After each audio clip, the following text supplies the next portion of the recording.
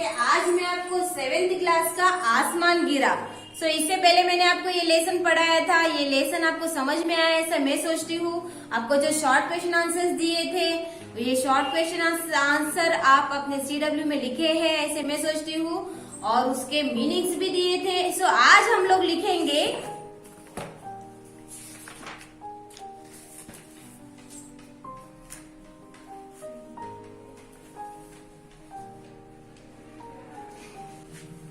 ये देखो, ये पढ़ो बिट।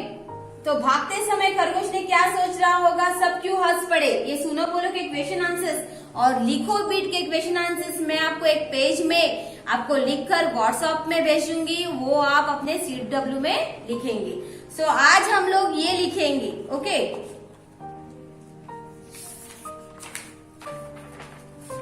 शब्द भंडार, तालिका में नीचे गिरने पर आवाज आने वाली और आवाज नहीं आने वाली चीजों के उदाहरण। ये आपको दिखाई दे रहा है, आपको तालिका। ये आपको ड्रॉ दिखाई दे रहा है, पिक्चर। ये पिक्चर में आपको आवाज आने वाली और आवाज नहीं आने वाली అంటే సౌండ్ వచ్చింది और రాంది అంటే ఎవరిది సౌండ్ వస్తుంది ఎవరిది సౌండ్ రాదు అని అంటే దాన్ని ఏం చేయాలి, మనకు ఒక చార్ట్ తయారు చేయాలి। ఏం చేయాలి, ఆ బిట్, ఓకే। आवाज आती है,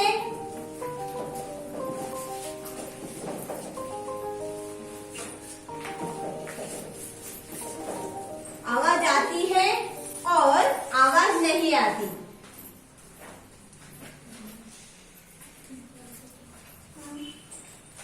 नहीं आती, ओके। आवाज आती है और आवाज नहीं आती। क्या क्या है आवाज आने वाली? पहला है नारियल, नारियल। नारियल అంటే కొబ్బరికాయ సౌండ్ వచ్చేది। నెక్స్ట్ పుస్తక్ అంటే బుక్, పుస్తక్ అంటే ఏంటిది, బుక్। तीसरे में लकड़ी, लकड़ी అంటే ఏంటి, కట్టె, సౌండ్ వచ్చేస్తుంది కదా, కింద కొట్టిన తర్వాత సౌండ్ వచ్చేస్తుంది। నెక్స్ట్ चप्पल, కింద కొడితే వస్తుంది సౌండ్, చప్పల్ది ఇట్లా వచ్చేస్తుంది సౌండ్। आवाज नहीं आती, आवाज नहीं आती।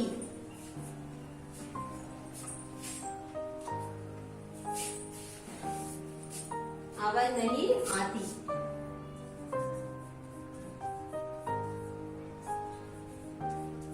आवाज नहीं आती है। क्या क्या है आवाज नहीं आती? रुई, रुई, रुई, बाल, ऊन, रबड़, రబ్బర్। రూయి అంటే ఏంటిది, చెట్టు, ఒక ప్లాంట్ అంటే దాని సౌండ్ రాదు। బాల్ అంటే హెయిర్స్ అంటే ఏంటికేలు, ఓకే। ఊన్, ఊన్ అంటే థ్రెడ్, ఊన్ అంటే ఏంటిది, థ్రెడ్। రబ్బర్, రబ్బర్ అంటే ఏంటిది, రబ్బర్ బ్యాండ్ అయినా మీరు ఎరేజర్స్ అయినా। ఆవాజ్ నహీ ఆతి, దాన్ని మనం కిందకి వేసిన తర్వాత సౌండ్ వచ్చేస్తుందా, రాదు। సౌండ్ వచ్చింది అంటే ఏంటిది, కొబ్బరికాయ, बुक, लकड़ी, चप्पल। आवाज नहीं आती है, रुई, बाल, ऊन, रबड़, ओके। ये है हमारा चार्ट। बाद में आपको दिखाई दे रहा है, देखो नीचे दी गई वर्ग पहली से जानवरों के नाम चुनकर लिखिए। आपको जानवर के नाम दिखाई दे रहे हैं इसमें, इसमें लिखते हैं आ बिट में। जानवर के नाम क्या है, खरगोश। और देखो क्या है इसमें, भालू है,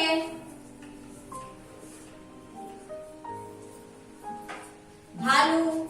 तीसरे में देखो क्या है, हिरन। चौथे में देखो क्या है इसमें, शेर, शेर। पांचवा में देखो इसमें क्या है,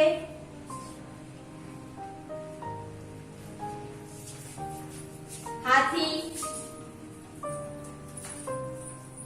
छठवा में देखो क्या है इसमें, और गधा।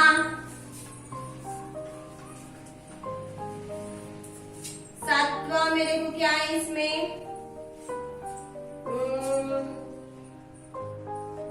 भालू, शेर, गधा, हिरण,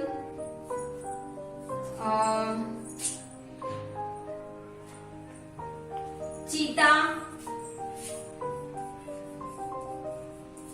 चीता। ओके,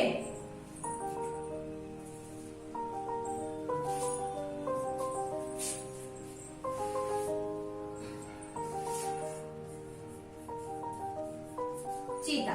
सो ये है हमारे नीचे दी गई वर्ग पहली से जानवरों के नाम चुनकर लिखिए।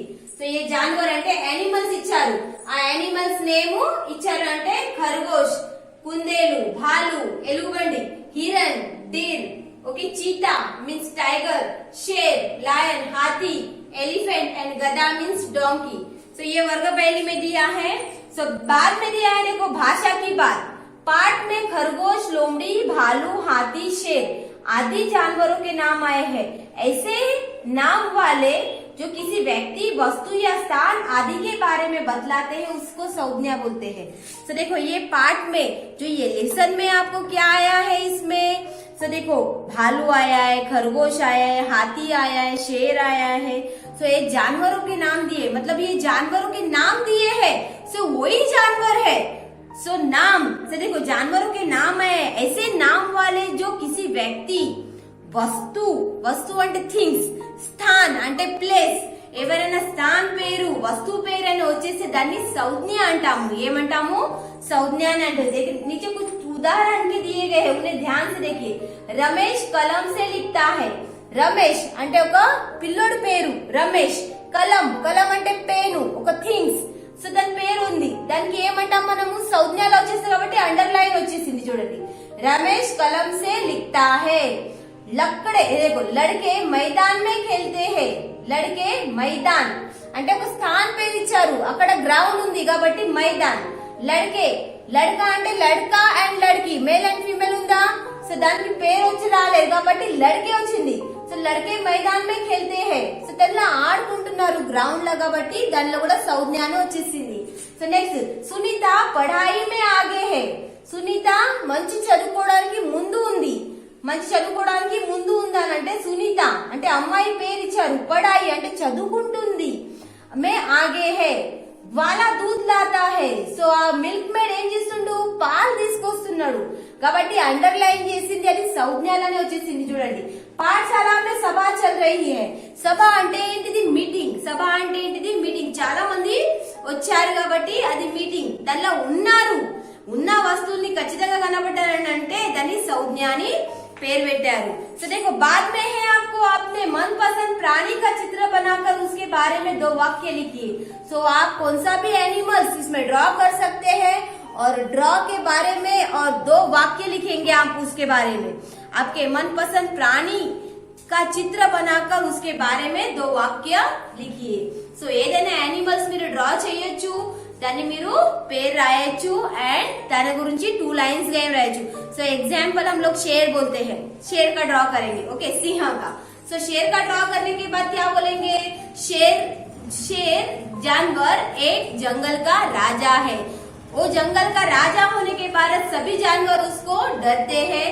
सो शेर एक जंगल का राजा है, वो एक किंग है, वो लिख सकते हैं। कुछ भी और भी आप उसके बारे में जो 2 शब्द आपके मनपसंद प्राणी का, प्राणी बोलेंगे तो आप बर्ड्स भी लिख सकते हैं, तोता, मोर, मैना, सो कोई भी, ओके। सो मनपसंद प्राणी और पशु और पक्षी कौन सा भी आप ड्रॉ कर कर ये चित्र कर कर उसको 2 लाइन्स आप लिखेंगे, उसके बारे में लिखिए, ओके। सो देखो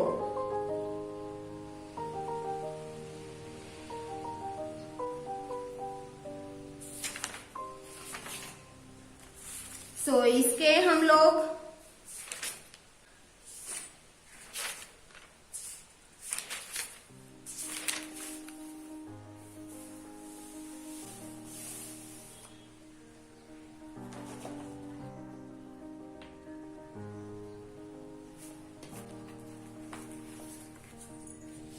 लिंग बदलिए।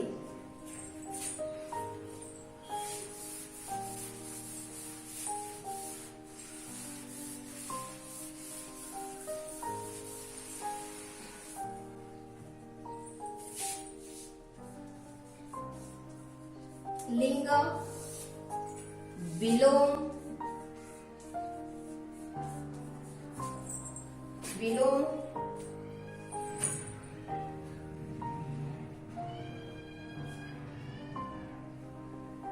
एंड पर्यायी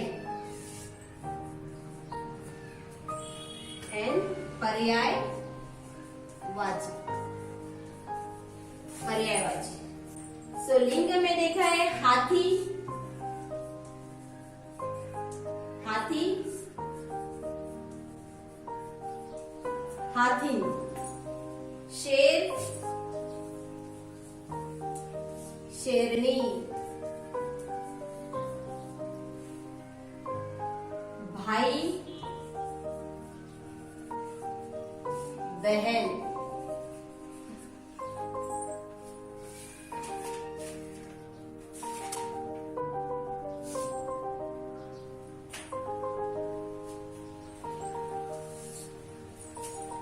इसमें वचन, वचन में देंगे हम लोग आवाज, आवाज, आवाजें, आवाजें, एक, अनेक,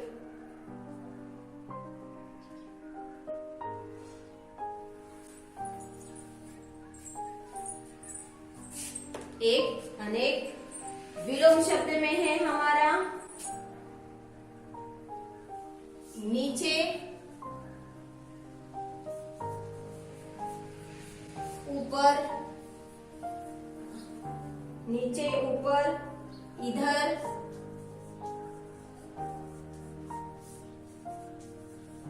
उधर,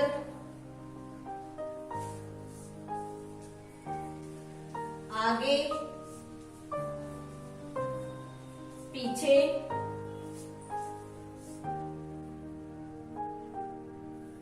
भागो,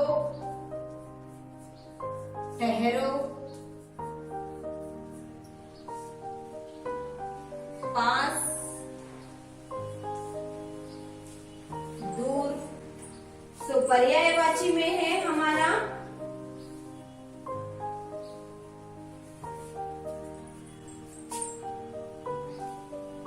आसमान को क्या क्या बोलते हैं? आसमान, आसमान को बोलते हैं गगन, आकाश, आकाश, गगन। शेर को क्या बोलते हैं?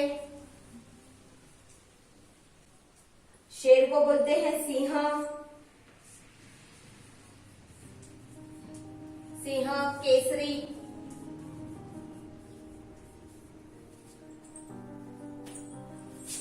आवाज को बोलते हैं ध्वनि एंड शब्द, ध्वनि और शब्द। सो देखो ये वचन, लिंग, विलोम, पर्यायवाची। सो वचन में एक वचन एंड बहुवचन से आवाज, आवाजे, एक, अनेक। सो आवाज అంటే ఒక సౌండ్, ఎక్కువ సౌండ్ వస్తే आवाजे, एक, अनेक, ఒక ఉంటే एक, ज्यादा से ज्यादा रहेंगे तो अनेक। सो लिंग का बदले मेल एंड फीमेल हाथी, हाथी, शेर, शेरनी, भाई, बहन। सो विलोम शब्द अपोजिट वर्ड्स नीचे, ऊपर, इधर, उधर, आगे, पीछे, भागो, ठहरो, पास, दूर। नीचे కిందికి పైన, इधर ఇక్కడ అక్కడ, आगे వెనుక ముందు, ఓకే आगे ముందు వెనుక, भागो रनिंग, ठहरो ఆగండి, पास అంటే దగ్గర, दूरम అంటే దూరం। आसमान, आसमान అంటే गगन, आकाश, पर्यायवाची शब्द, ओके। शेर, सिंह, केसरी, आवाज, ध्वनि, साउंड, शब्द, ओके। सो ये है।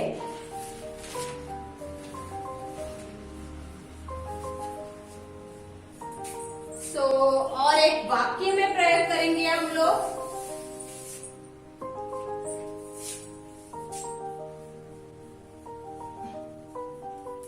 वाक्य में प्रयोग कीजिए। वाक्य में प्रयोग कीजिए में क्या लिखेंगे आप? सो इसमें चुप रहना,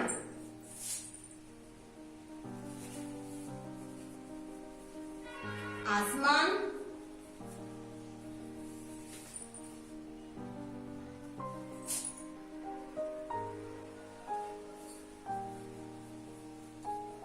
चौक उठना,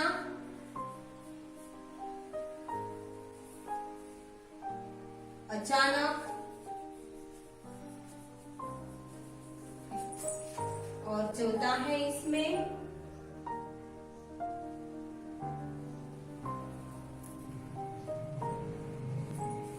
चुप रहना।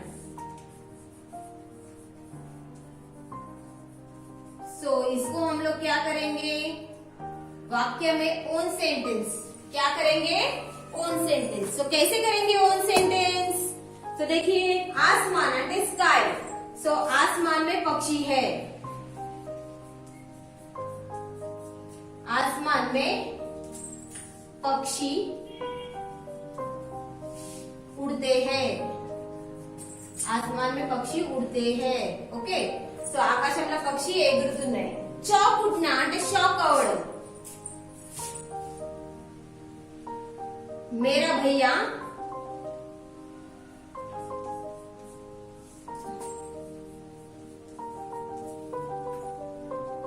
भैया नई साइकिल देखकर, नई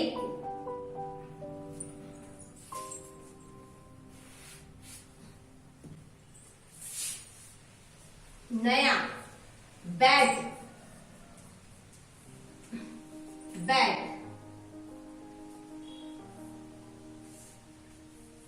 देखकर चौंक उठा।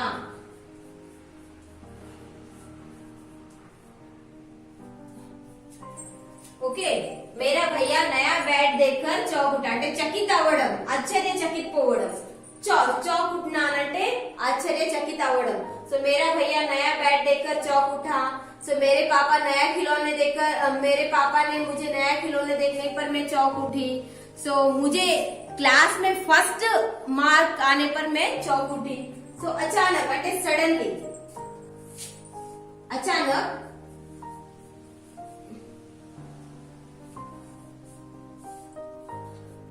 जोर की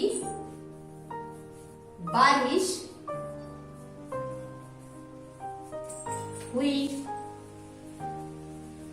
अचानक అంటే सडनली, अचानक जोर की बारिश हुई। चुप रहना అంటే సైలెంట్ ఉండడం।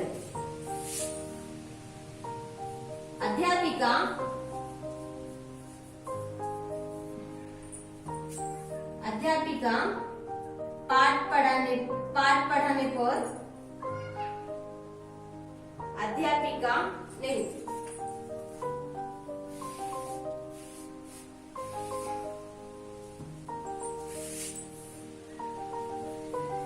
हमें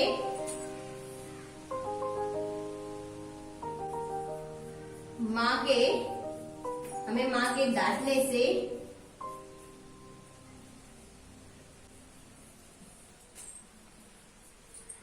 से चुप रहना चाहिए।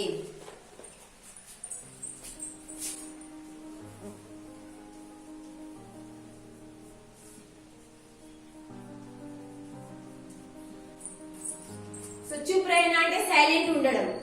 हमें माँ के डांटने से चुप रहना चाहिए। ఒకవేళ మమ్మీ కొడితే మనము సైలెంట్ గా ఉండాలి అని అంటున్నాము, అల్లరి చేయకూడదు। चुप रहना। आसमान में पक्षी उड़ते हैं। ఆకాశంలో పిట్టలు ఎగురుతున్నాయి। ఓకే, చౌక్ ఉట్నా అంటే చకిత అవ్వడం, ఆశ్చర్యచకితపోవడం।